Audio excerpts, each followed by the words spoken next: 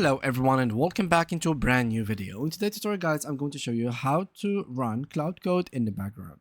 Running Cloud code in the background allows it to continue working even after you close your terminal window. This is useful for long running tasks such as large code reviews, repository analysis, test runs, or refactoring projects. Now, for it to be more specific, you can literally just make it run in the background. Like here we have Cloud, okay? So if I close it, like literally the Cloud is here, so it's not really closed. It's not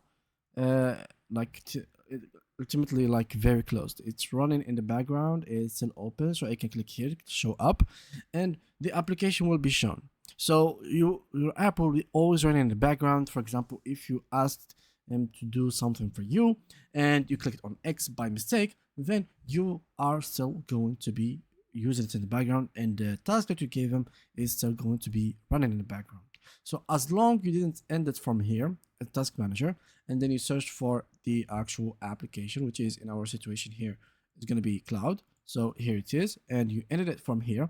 The Cloud will be always running in the background without having any issue in the future or now. Just make sure you have enough RAM for it to be running. And from time to time, don't forget to be checking on it by literally just clicking on show app like this, so you can know exactly if it is running or not.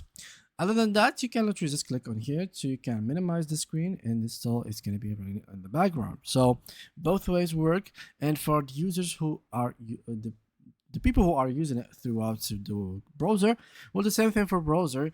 It's just the browser you have to leave the browser open. You can minimize it, but overall it's the same logic. So yeah, thank you guys a lot for watching, and see you guys in the next upcoming video.